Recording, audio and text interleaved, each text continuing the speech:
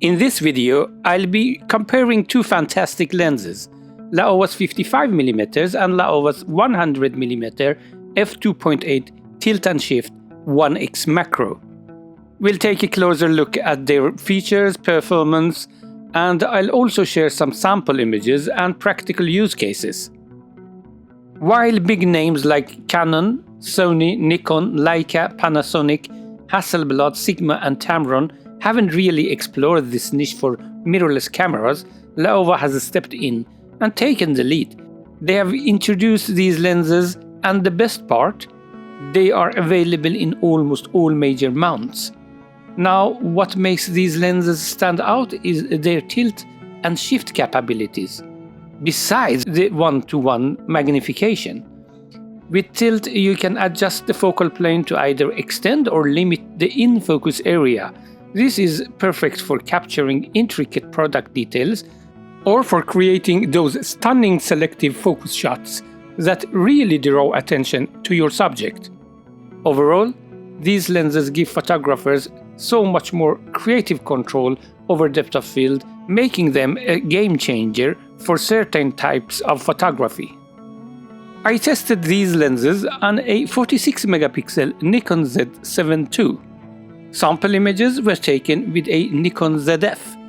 You can also see this review as a written blog post on our blog site, where you'll find detailed test charts on sharpness and other characteristics. And most sample images in high resolution on a separate site. I'll put the links to the blog post and to the sample images in the description below. I'd also like to thank Laowa, who kindly loaned these two lenses for testing and review over the course of a few weeks. Let's have a quick look at the specifications to see what features are different and what features are similar between the two lenses. Both lenses have 15 aperture blades, a max aperture of f2.8 and a minimum aperture of f22. Both can be shifted 12mm and can be tilted 10 degrees. Both of them come in different mounts like Sony E, Canon RF, Nikon Z, L-mount, Fujifilm GFX and Hasselblad XCD, and both of them accept filters in 77mm diameter. Obviously, they have different focal lengths of 55 and 100mm with different angle of views. Minimum focus and minimum working distance are about 5 cm longer from the subject on the 100mm lens, while the 100mm lens is 1355 grams. The 55mm lens is about 140 grams heavier at 1495 grams, and it's also about 5mm longer, but they have the same diameter. Another thing that is different is the lens constructions. While the 100mm comes with 13 lens elements in 10 groups, the 55mm comes in 14 lens elements in 11 groups. Handling and build quality. At first glance, they are nearly identical in shape, controls, and handling. In fact, everything related to handling and build quality I say applies equally to both lenses, unless I point out a specific difference. The first thing you'll notice about these lenses is their size and weight. They are massive. The 55mm lens alone weighs almost 1.5 kilograms, and that's without the caps. Not long ago, I reviewed the Nikon Z 50mm f1.2, and I thought that was big. But just take a look at this size comparison. These lenses are made entirely of metal and glass, including the barrel, control rings, knobs, levers, mount plate, and even the fixed lens hood. Everything is metallic. They come with standard rear caps and hard plastic clip-on front caps, and they definitely feel solid and well built. All the markings are engraved and filled with paint, giving them a premium finish. These are fully manual lenses, so there are no electronic contacts for aperture control or EXIF data. They use a floating lens element mechanism with internal focusing, which means the lenses don't extend, and the front element doesn't rotate when you adjust the focus. The focusing rings are large and metallic as said before, rotating about 155 degrees. They are dampened and turn smoothly, maybe too smoothly, which can make precise focusing a bit tricky. I wish they were just a little stiffer. The focusing rings also include magnification markings. The 55mm lens has 1:4, 1:2, 0.75:1 and 1:1 markings, while the 100mm has 0.5:1, 0.75:1 and 1:1 markings. You'll also find a depth of field scale on the barrel, right next to the focusing ring. One thing that stood out to me is the inconsistency in the magnification markings. On one lens it says 1:2 for half times magnification, while the other uses 0.5:1. I mean, it's the same thing, but why label them differently? Plus, one lens has an extra 1:4 marking, and the other doesn't. It's a little odd. Why the inconsistency? The aperture ring is smooth to turn, with gentle click stops at every full stop. Even though it only clicks at full stops, you can still set the aperture in between if you need to. The aperture values on the aperture ring aren't evenly spaced. Both lenses come with an Arca Swiss compatible footplate. It's attached to a collar support with 2 screws, and that support is secured to the lens collar with 2 more screws on either side. This whole setup is designed to help stabilize the heavy lens and camera combo when mounted on a tripod. Laowa went with a pretty unconventional 3-part collar foot design instead of the usual one-piece setup, and honestly, it's a bit puzzling. It's not very rigid, and the narrow connection between the collar and the support makes it more prone to camera shake. On top of that, the screws, whether they are attaching the foot to the support or the support to the collar, can loosen up over time, making the whole setup less stable. If you are using this tripod foot on a tripod, I definitely recommend using a shutter release cable or setting a 5-second shutter delay to help reduce any shake. Tilt and shift features. In this department, the Laowa lenses truly excel. They are some of the most versatile tilt and shift lenses out there. You can shift the lens up to 12mm in each direction and tilt it up to 10 degrees both ways. Pretty impressive. The tilt and shift functions are controlled by separate knobs, and there are additional locking knobs on the opposite side to keep everything secure and adjusted. That said, I do wish the shift knob was a bit larger and more grip-friendly. Adjusting the shift isn't always smooth, and I often found myself giving the lens a little push to get it into position. While these features might sound standard for a tilt-shift lens, these actually stand out. They offer one of the biggest tilt-shift ranges available for full-frame cameras. To my knowledge, only 2 other tilt and shift lenses available on the market can match this level of capability. You can also rotate the lens a full 360 degrees in 15 degrees increments, giving you complete flexibility to get the movement you need in any direction. That's pretty impressive too, because most other lenses rotate only 90 degrees to 180 degrees in one direction and maybe 90 degrees in the opposite direction if you are lucky. Plus, they usually do it in bigger 30 degrees increments, which isn't nearly as precise. You can rotate the tilt and shift mechanisms independently by 90 degrees, and there aren't any click stops to hold you back. This gives you the freedom to align them however you want, whether it's in the same direction, perpendicular to each other, or anywhere in between. On top of that, you can rotate the entire camera lens setup 360 degrees using the lens collar on the tripod foot. And don't worry, it's got a separate knob so you can lock it securely in the place.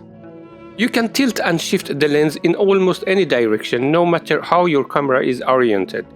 Combine that with all the rotation options and you've got endless creative possibility to play with.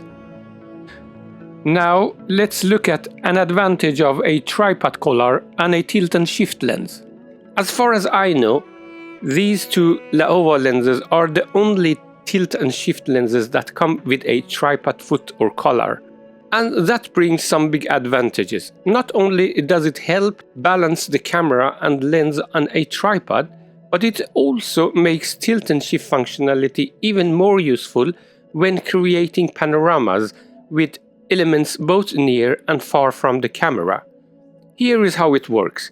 With standard tilt and shift lenses, you mount the camera on the tripod, shift the lens in different direction, take a shot at each position, and stitch them together later. For horizontal panoramas, you usually just shift left and right. With these Laowa lenses, this method gives you a 2.5:1 format, really close to the original CinemaScope ratio. Plus, you can shift in any direction. This technique lets you create a much bigger, high-resolution image. It's a great way to mimic the effect of a medium format camera, while also expanding your angle of view. You can capture way more than you would get with just a single shot from the lens. This technique works great as long as there is nothing too close to the camera. But in product photography, where objects are often right near the lens, it can be tricky.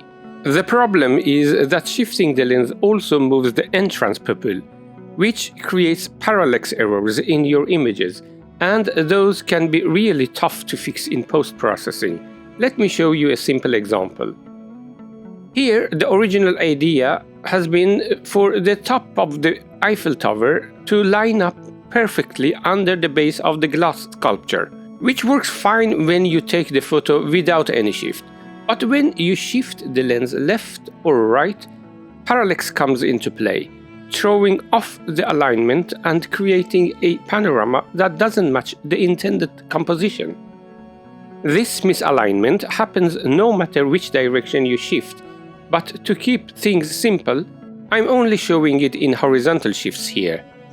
Now, when you mount the lens on a tripod using the tripod foot, and combine the collar rotation with the shift movements, as shown in this animation, you get a completely different result. This setup keeps the lens and its entrance pupil in the exact same position, so there is no parallax. You can see the same scene as before, but this time with the lens mounted using the tripod foot. As you can see, the alignment stays perfect no matter how much you shift the lens, and the final panorama keeps the composition exactly as intended. Now to the optical features. These curves are really impressive. They show how sharp and contrasted the lenses theoretically are, especially in the center of the frame. The real-world use can be a little different. Even so, the charts suggest one of the best sharpness and contrast performances offered by any lens, with minimal aberrations, even in the corners. On paper, the 100mm lens looks like it could deliver incredible performance. But hey, theory is one thing. Let's see how they actually hold up in practice. Infinity sharpness. For our infinity sharpness test, we usually focus on three main areas of the image: the center, the mid-frame, and the corners. But since these are shift lenses, things get a little bit more complicated. These lenses cover a much larger circles. When we shift the lenses, we are creating new corners that are farther away from the center than what would you see with a standard lens. For full-frame cameras, we will also be checking sharpness in those shifted corners at maximum shift. Let's dive in and see how it performs. Both of these lenses are incredibly sharp when used normally. Starting with the 55mm lens, it delivers excellent sharpness in the center and mid-frame right from f2.8, and the corners are very good too. When you shift it all the way, the shifted corners become less sharp, but they are still usable. Stopping down improves things significantly. At f5.6, the shifted corners show reasonable sharpness, and by f8, they are looking really good. At f11, sharpness is very good across the frame, even in the shifted corners. Overall, f5.6 to f8 seems to be the sweet spot for the center and mid-frame, f8 for the corners, and f16 for all shifted corners. Now let's talk about the 100mm lens. The sharpness here is even better across the frame. The corners are already very good wide open at f2.8, and the shifted corners are surprisingly solid too. While stopping down improves sharpness slightly, the lens is already delivering excellent performance even at wider apertures. Like the 55mm, its best sharpness for the center and mid-frame is at f5.6 to f8. But the corners, both regular and shifted, shine at f11.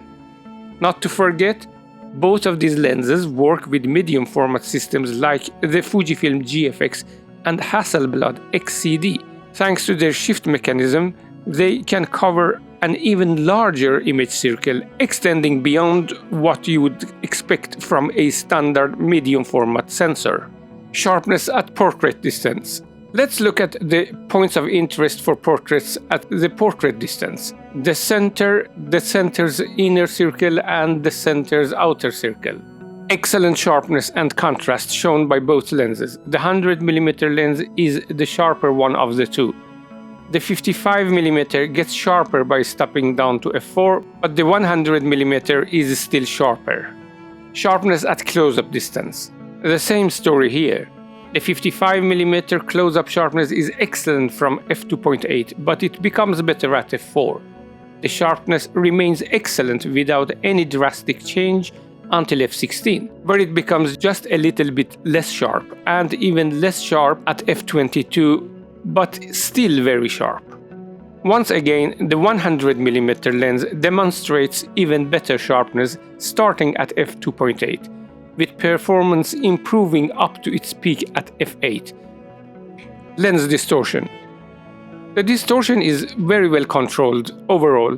However, there is a slight barrel distortion in the 55mm images and slight pincushion distortion in the 100mm images, both of which are negligible. Vignetting. We measure light fall-off both when the lenses are centered, like a standard lens, and when they are shifted. In centered positions, we have excellent vignetting control and values. This is because we are looking at the central part of the actual lens coverage. When shifted, we get completely different values. Note that when the lenses are shifted, the lens's centers are no longer in the center of the image. They move closer to the edge in the opposite direction of the shift. In the image for 55mm at 2.8 shifted, I've marked the actual lens center with an X, and the light fall-off for the shifted positions are measured from this point. Focus shift and aberrations. No focus shift to worry about is visible. The longitudinal chromatic aberrations are very well controlled, as almost none of that is visible. A small but negligible amount of lateral chromatic aberration is visible in the corners of the images when magnified to 200%. Otherwise, performance in this area is excellent. Flare resistance. Fortunately, the likelihood of including sun in the images taken with these lenses is minimal, particularly for typical applications such as product, food, or indoor creative portrait photography. However, the lens's flare resistance leaves something to be desired. If, against all odds, you use them for outdoor portraits or wedding photography, exercise caution with the sun's position. Having it in or near the frame can result in significant lens flare. Bokeh. First, let's look at those bokeh highlights. There is no sign of onion rings here. They are nice and smooth, evenly lit, with no harsh edges or weird color fringing. Plus, Thanks to the 15-blade aperture design, the bokeh balls stay pretty much round, even when you stop down to f11. Honestly, that's pretty impressive and something you don't always see, especially at smaller apertures.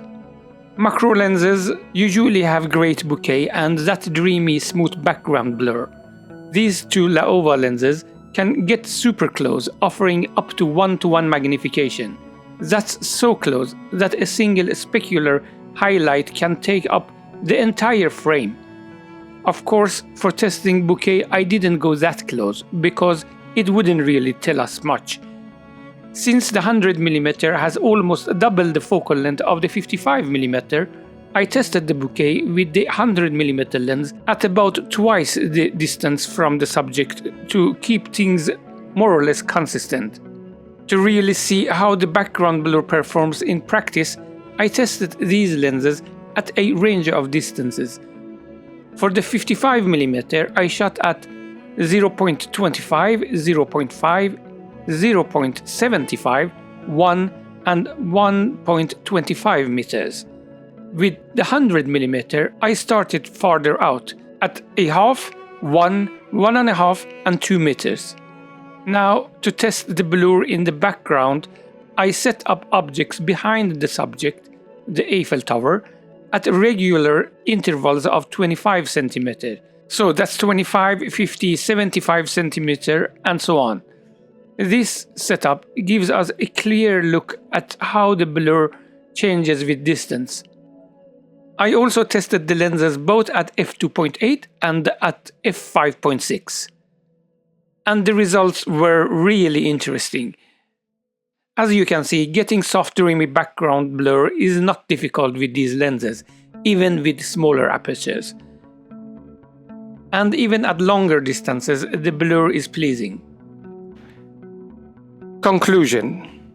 In short, the good things are the shift and tilt versatility, sharpness, vignetting in unshifted positions, lens distortion, chromatic aberrations, tilt and shift features and flexibility, build quality, price, and having the tripod collar. Things that are not bad but are not very good either are the control knobs and vignetting in shifted positions. Things with room for improvement are the size and the weight, the tripod foot build, and flare resistance. These are two sharp and versatile tilt and shift lenses with excellent optical performance and build quality. They rank among the best options for product, food, and creative portrait and wedding photography, offered at a very competitive price for their specifications. As noted before, the main drawbacks are the flare resistance and weight and size. However, these issues are unlikely to affect their typical applications, as the lenses are primarily intended for studio use, where the sun isn't a concern and prolonged carrying is not necessary. While the tripod mount is listed as a weak point, it's important to note that no other tilt and shift lenses include one, making it a bonus feature, even if it's not as refined as the rest of the lens. Overall, these lenses are nearly perfect choices for professional product, food, and wedding photographers. In terms of optical quality, they are second to none among tilt and shift options, except for flare resistance. Yet they remain significantly more affordable than many equivalent or even inferior lenses in this category. In terms of comparison, your primarily deciding factor should be the focal length, as both lenses are nearly equally outstanding. That said, while both offer top-notch build and optical quality, the 100mm lens has a slight edge, with sharper corners, especially in shifted positions, and less vignetting. If you are seeking a professional tilt and shift and don't mind the weight, these are highly recommended. As mentioned earlier, this review is also available in written format on our blog site, where you can find detailed test charts on sharpness and other characteristics. I've also listed a few alternatives at the end of the article for those interested. Most of the sample images in high resolution can be viewed on a separate site. Links to the blog post and the sample images are included in the description below. Huge thanks for watching. Any comments are most welcome. If you liked this video, give it the thumbs up, and for more content like this, please subscribe if you haven't done so yet. Until the next video, have a fantastic time, everyone.